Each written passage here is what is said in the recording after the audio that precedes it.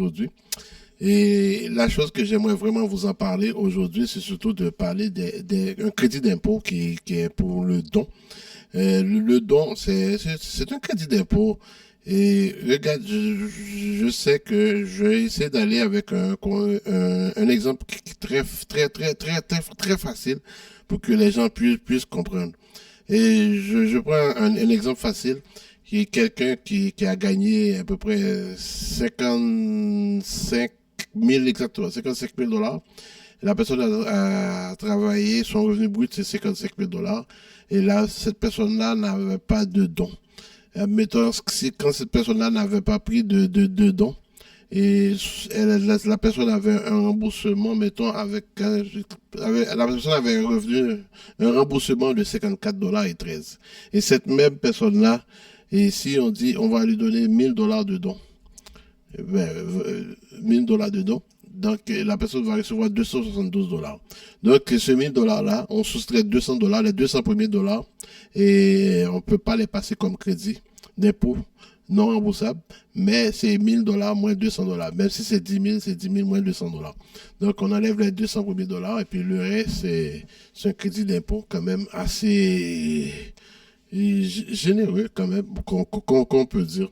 Donc c'est ça que je tiens à dire aux gens, c'est quoi le don. Parce qu'il y a des gens, je sais, pertinemment, qui vont dire, ah, moi, je vais à l'église, et je vais à l'église, et puis je donne pas mon reçu d'impôt pour les dons. Ben, c'est pas, vous êtes de la mauvaise foi, mais en allant chercher, mettons l'exemple que je viens de mentionner, vous allez chercher 200 et quelques dollars de plus, mais ce même 200 dollars de plus, ça, vous pouvez redonner à l'église, là. Donc, ça vaut vraiment la peine et de faire ça, et à mon avis. Donc, c'est ça le crédit d'impôt pour les dons. Et j'ai toujours mentionné qu'il y a une différence entre crédit d'impôt renouvelable, crédit d'impôt non renouvelable. Donc, non, crédit d'impôt remboursable, excuse-moi. Crédit d'impôt remboursable et crédit d'impôt non remboursable. Lorsqu'on parle de crédit d'impôt non remboursable, ça veut dire c'est on vous donne pas l'argent cash là. Mais quand c'est remboursable, ça veut dire on vous donne vraiment l'argent cash.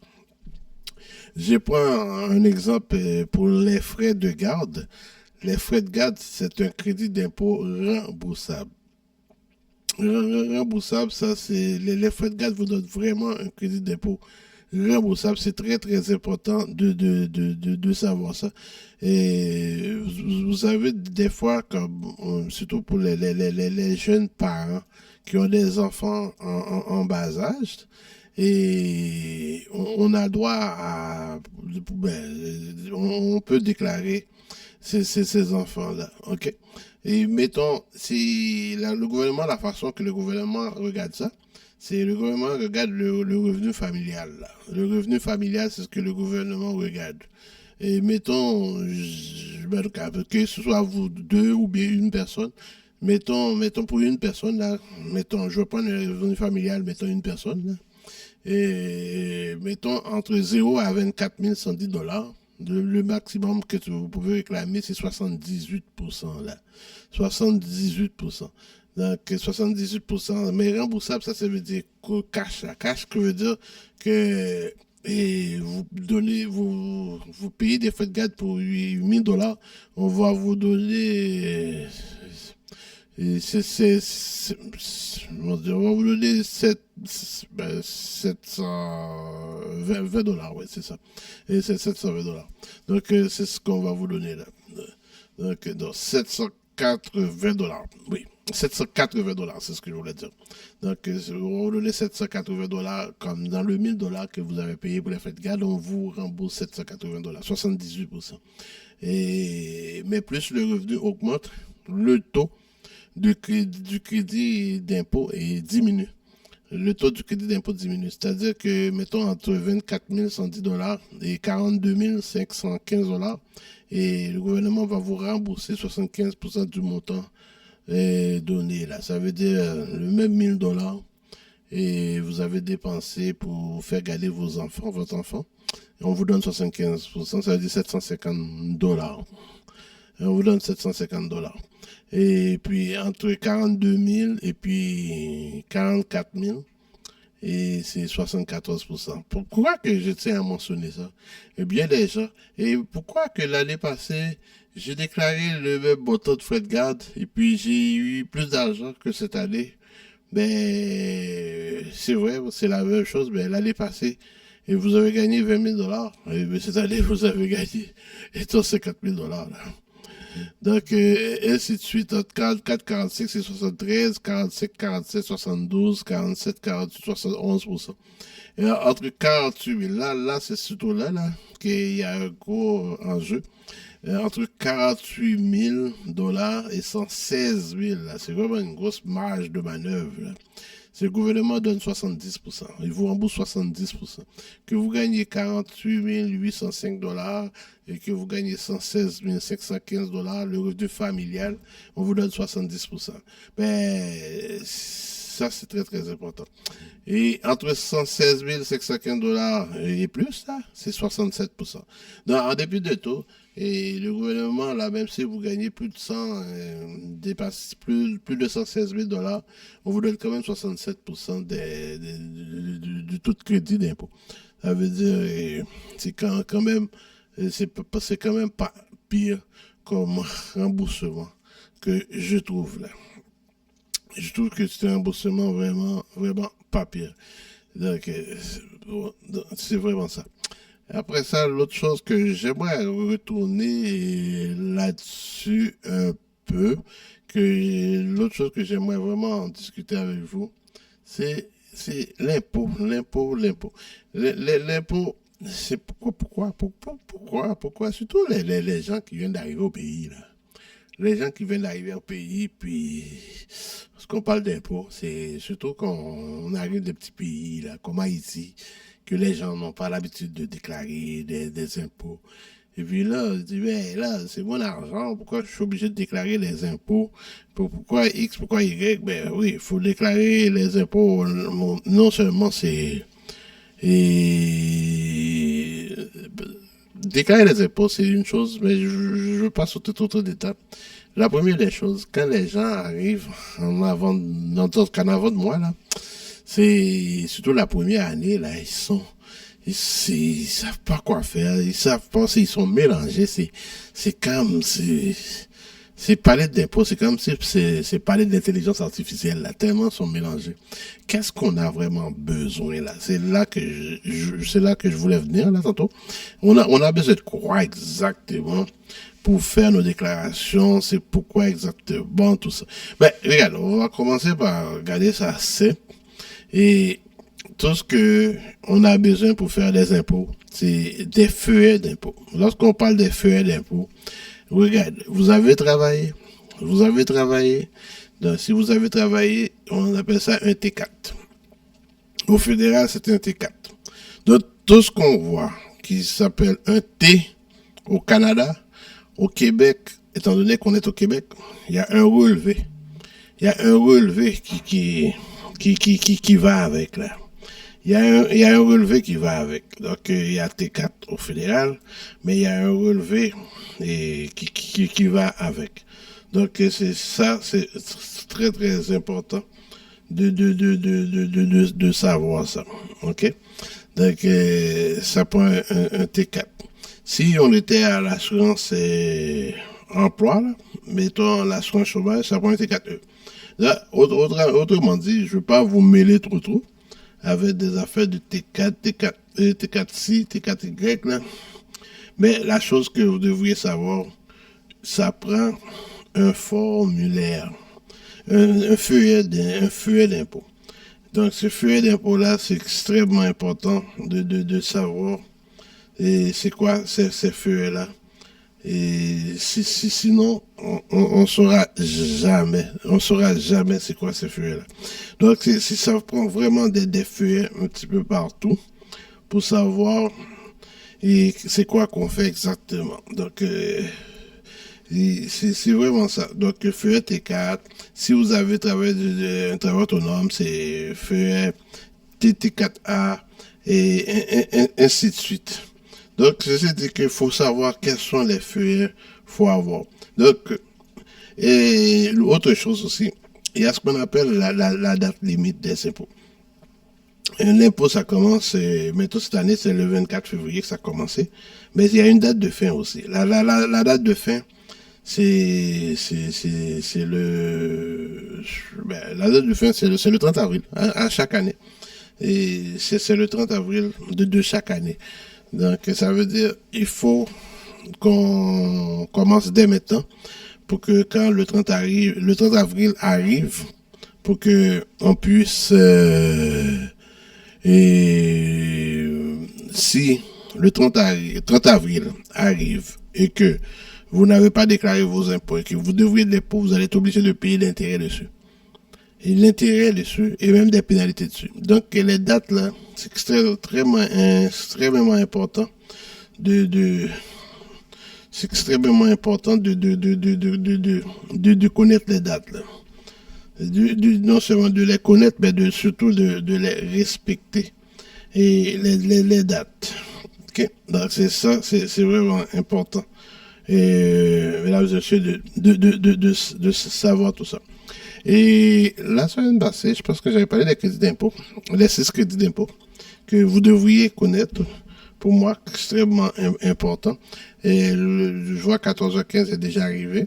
Mais je vais quand même le dire encore, crédit d'impôt pour les activités des enfants et crédit d'impôt pour frais médicaux, crédit d'impôt pour médecine à domicile des aînés et crédit d'impôt pour l'achat d'une habitation et crédit d'impôt pour la formation, crédit d'impôt pour l'accessibilité domiciliaire et même crédit d'impôt pour les frais de scolarité aussi. Là, parce que j'ajoute crédit d'impôt pour les dons qu'on peut ajouter aussi et dessus. Donc, il y a beaucoup de crédits d'impôt que vous devriez savoir.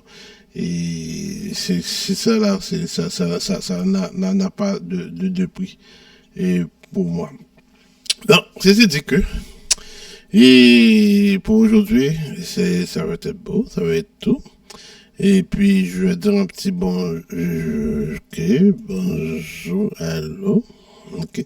Bonjour, attends une minute, bon, je vais dire bonjour à Laurent. Je vois qu'il y a un signal que tu as mis, Laurent. Je sais pas pourquoi tu l'as mis. J'ai compris le signal. Pour me donner le droit d'enregistrer. Attends une minute. Pas d'enregistrer, mais le droit de partager. Oui, il n'y a pas de problème là-dessus. Mais là, ok, il apparaît là. Ok, c'est bon. Ok. Bon, et c'est terminé pour les crédits d'impôt. Ok. Et je vais profiter maintenant pour dire un petit bonjour à notre spécialiste en intelligence artificielle, M. Laurent Duperval. Et salut Laurent. Salut Jean-Gary, comment ça va? Bon, en tout cas, c'est...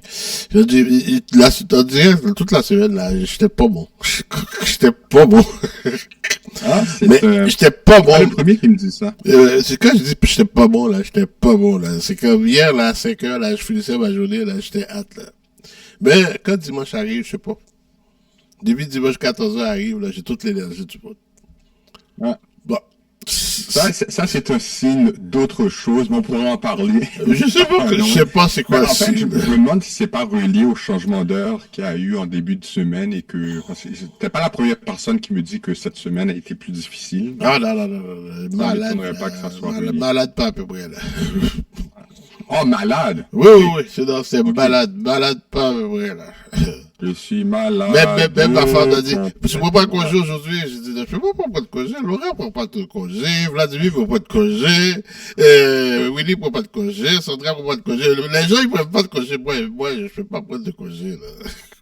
Et pourtant, il n'y a pas eu de sport aujourd'hui. Oups! Est-ce que j'ai dit ça tout fort? Pardon.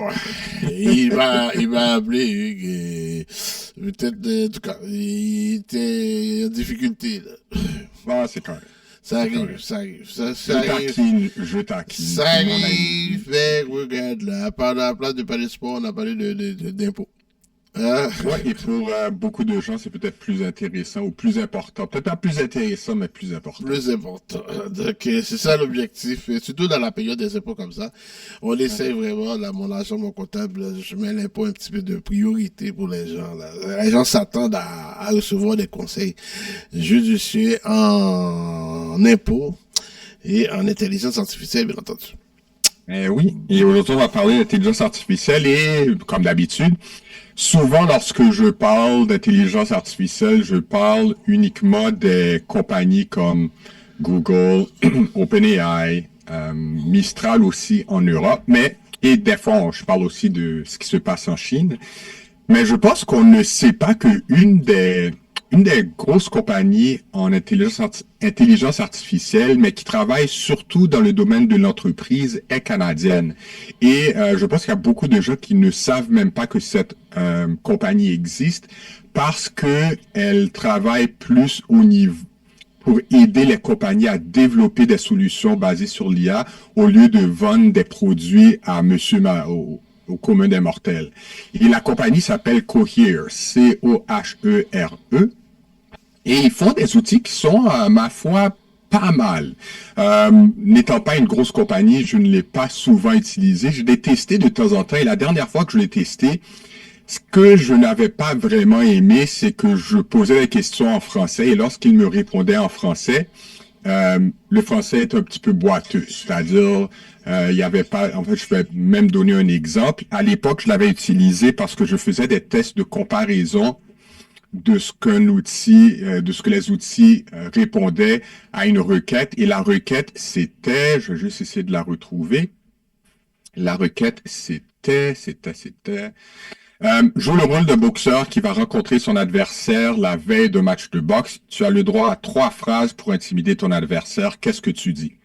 Et lorsque j'ai posé la question il y a un petit peu plus qu'un an, la réponse, une des réponses, c'était je suis ta vehicle de destruction et tu es dans un accident de voiture demain soir. Les paintings du public seront les résonances de ton peau rase à venir. Ça veut dire quelque chose de complètement illisible. Quand j'avais fait ce test-là, je disais, bon, ok, ce truc-là n'est pas encore prêt et je ne l'ai pas utilisé depuis. Mais cette semaine, ils ont sorti une nouvelle version et la nouvelle version permet de mettre en place ce qu'on appelle des agents. Alors, si vous êtes abonné à mon infolettre, la semaine dernière, vendredi dernier, j'ai publié une vidéo sur YouTube où je parle de ce qu'est un agent versus l'utilisation d'un assistant versus l'automatisation. Pour résumer rapidement, l'automatisation, c'est quand on connaît toutes les étapes de processus de A à Z et qu'on est capable de dire à une machine, fais ça en premier, fais ça en deuxième, fais ça en troisième. Des fois, tu as des décisions à prendre. Si c'est A, va à gauche. Si c'est B, va à droite.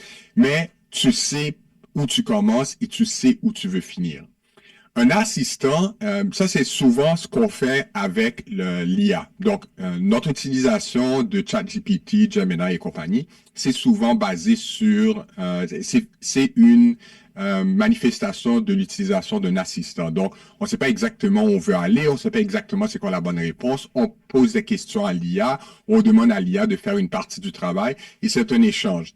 On donne l'information à l'IA, l'IA nous donne une réponse, on analyse la réponse, on renvoie d'autres questions, d'autres réponses, et puis c'est un va-et-vient. Les agents, c'est un peu comme remplacer l'être humain par un outil qu'on appelle un orchestrateur. Et l'orchestrateur, ce qu'il fait, c'est qu'il a un paquet d'outils à sa disposition, on lui donne un but, et l'outil, donc l'orchestrateur, décide tout seul quoi faire. Il sait que, par exemple, j'ai des outils pour lire des fichiers, j'ai des outils pour analyser du texte, j'ai des outils pour chercher sur le web, j'ai des outils pour créer un programme en Python, un programme en Java, j'ai des outils pour peu importe. Et l'orchestrateur, on lui donne un but, il regarde la quantité d'outils qu'il a à sa disposition, il décide quels outils utiliser, dans quel ordre pour atteindre le résultat final. Et on voit un petit peu de ça avec les outils comme Deep Research où on envoie une requête, l'outil décide d'aller visiter les sites, il décide quel site choisir pour aller chercher ses réponses et il génère ses réponses basées sur toutes ces informations.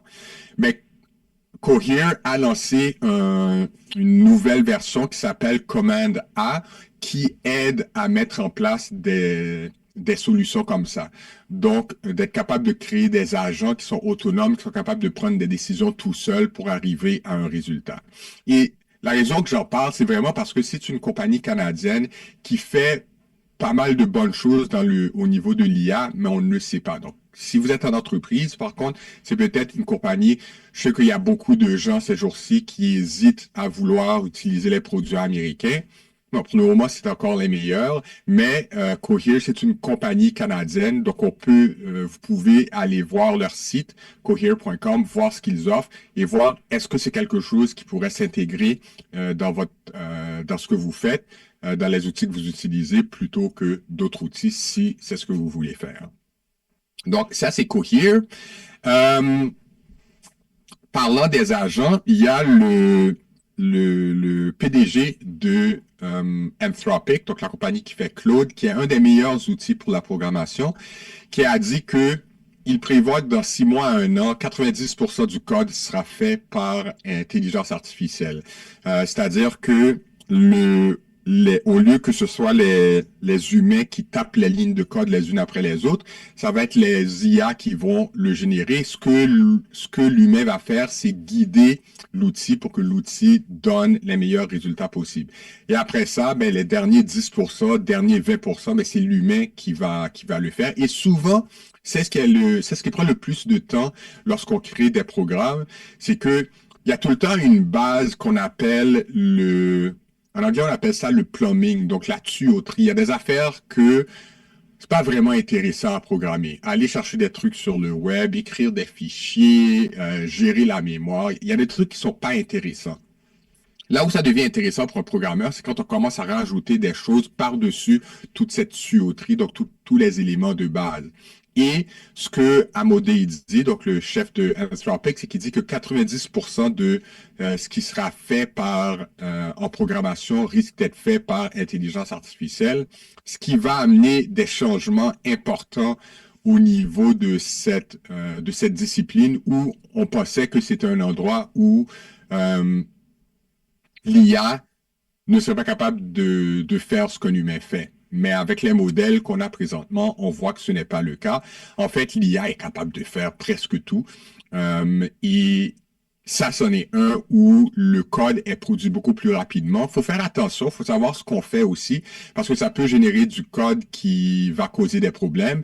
Mais à la fin, on est capable de gérer des choses assez rapidement, assez facilement. Et d'ailleurs, je voulais vous montrer un exemple de ça. Alors, si je partage mon écran.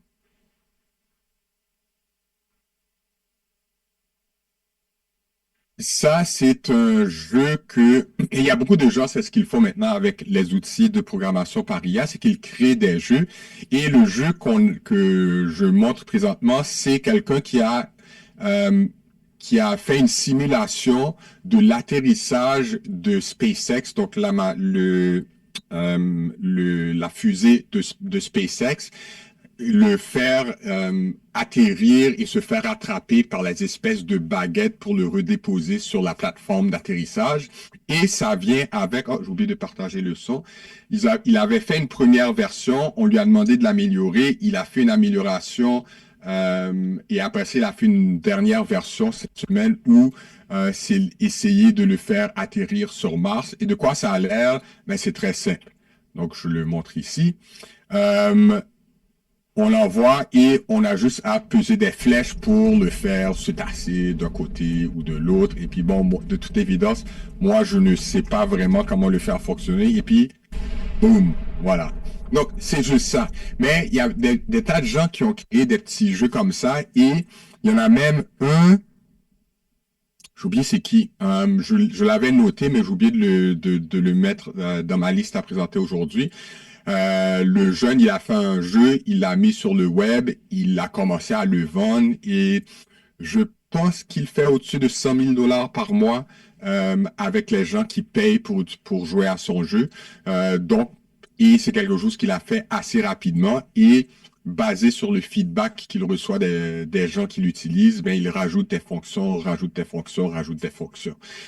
Donc, ça permet, même si on ne sait pas comment coder, ça permet de bâtir quelque chose rapidement, faire des preuves de concept pour après ça pouvoir l'utiliser soit à l'interne, soit le vendre, soit demander, payer un programmeur pour l'améliorer ou une équipe de programmation pour l'améliorer, le rendre disponible pour le public, etc. Donc, un tas de possibilités avec ces outils.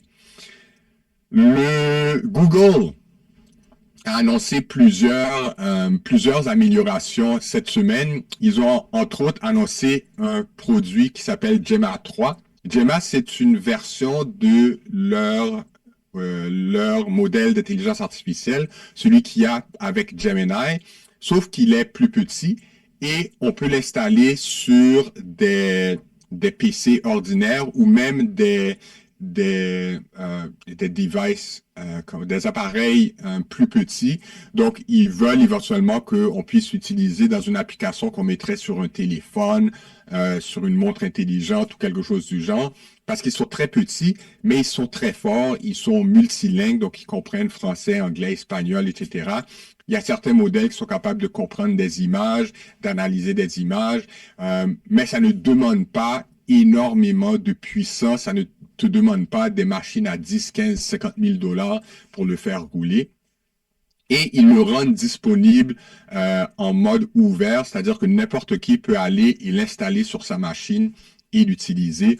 La licence permet aussi de l'inclure dans un outil commercial et une fois qu'on l'intègre dans l'outil commercial, ben on n'est pas obligé de payer des redevances à Google. On l'utilise et on peut faire ce qu'on veut avec. Donc, ça s'appelle Gemma et c'est un outil qui peut être très intéressant. Et en même temps qu'ils ont fait cette mise à jour de leur outil gratuit, ils ont fait aussi des mises à jour dans leur outil payant, donc Gemini. Entre autres, il y avait Deep Research de Gemini qui utilisait anciennement la version 1.5. Maintenant, ils le font utiliser la version 2.0, donc une version améliorée que malheureusement, j'ai pas encore eu la chance de tester, bien que juste avant l'émission de radio, je lui ai demandé d'exécuter une recherche pour moi. Je vais regarder, si on a le temps avant la fin, je vais regarder ce que ça a donné comme résultat. Donc, et ça, c'est disponible pour tout le monde maintenant. Donc, si on va sur gemini.google.com, même avec un compte gratuit, on y a accès, alors qu'auparavant, il fallait avoir un compte payant pour l'utiliser. Une autre amélioration qu'ils ont faite, c'est que ça tourne autour de la manipulation d'images. Donc, je vais montrer ce que ça peut donner.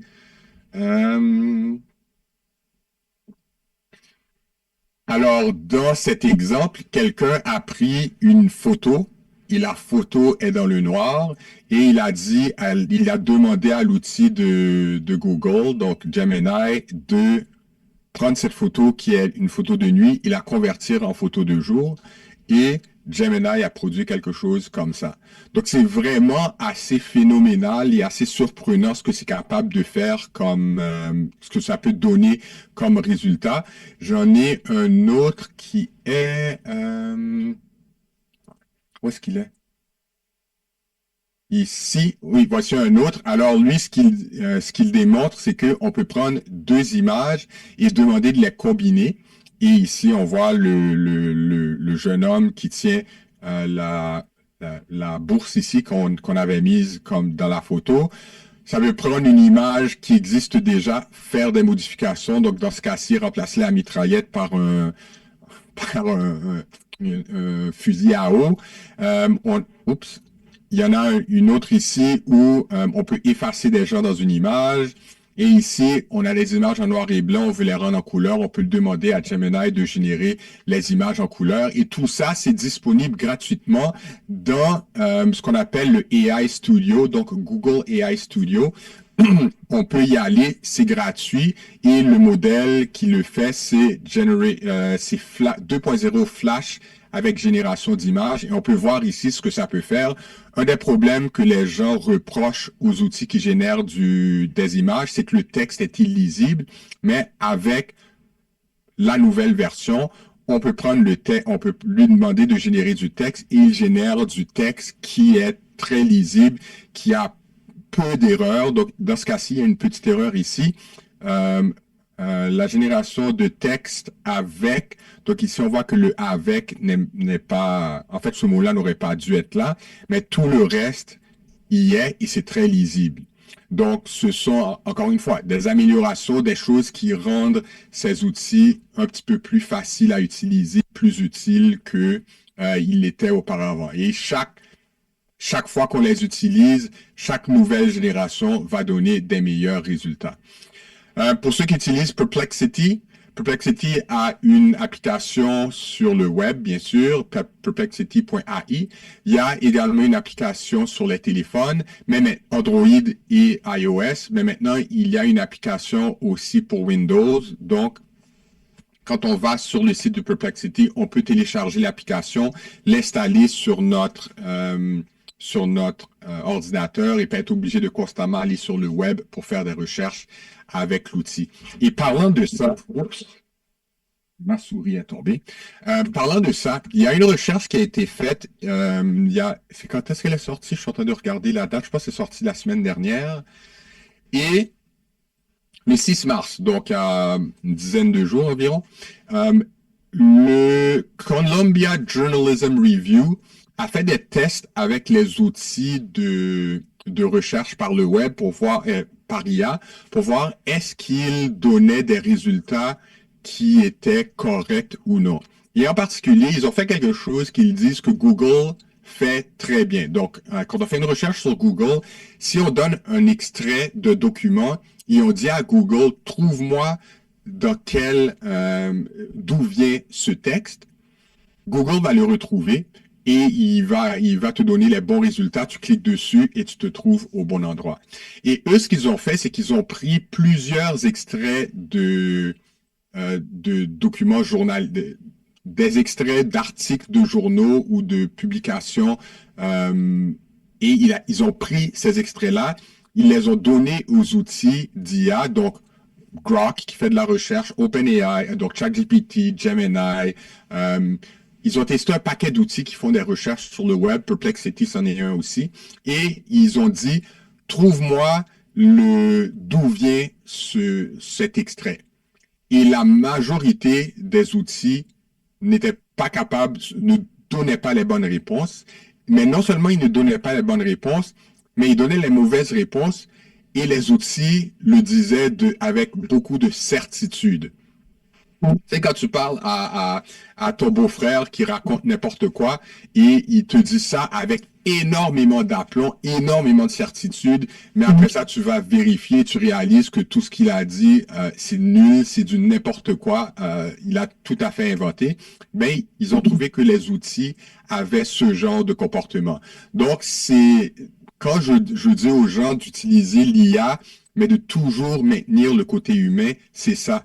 Dans ce cas-ci, la recherche, c'est de valider est-ce que tout ce que ça dit ou les éléments qui sont les plus importants pour moi, est-ce que c'est nécessaire de les valider pour m'assurer que c'est correct? De la même façon que lorsqu'on fait une recherche sur Google, mais parmi les 10 premiers liens qu'on nous sort, est-ce que tous les 10 sont bons?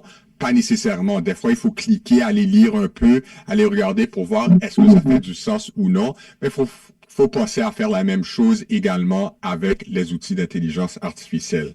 Et moi, j'ai complètement, oui, il y a moins 25. Si je peux continuer, je vais continuer. Sinon, ben, on a fini pour cette semaine. Jean-Gary, tu en dis Je même pense quoi?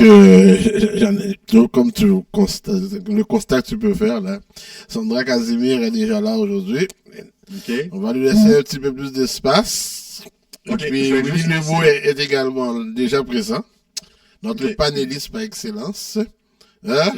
Je vais laisser un dernier commentaire. Si Oui. vous allez sur X et vous allez sur le compte d'Elon Musk, à un moment donné, il a fait une publication où il dit, moi, je vais créer un nouveau téléphone. Tous ceux qui approuvent de ma publication recevront un téléphone gratuit. Fait que si vous voulez un téléphone gratuit et que ça vous dérange pas que ça vienne d'Elon Musk, c'est une façon de l'obliger à vous donner quelque chose de gratuit. Sur ce, si vous voulez me contacter, radio@commercialduperval.com. J'aide les entreprises et les entrepreneurs à automatiser ou à intégrer l'IA dans ce qu'ils font. Ça me fera plaisir de vous aider et on se dit à la semaine prochaine. Merci beaucoup, Laurent.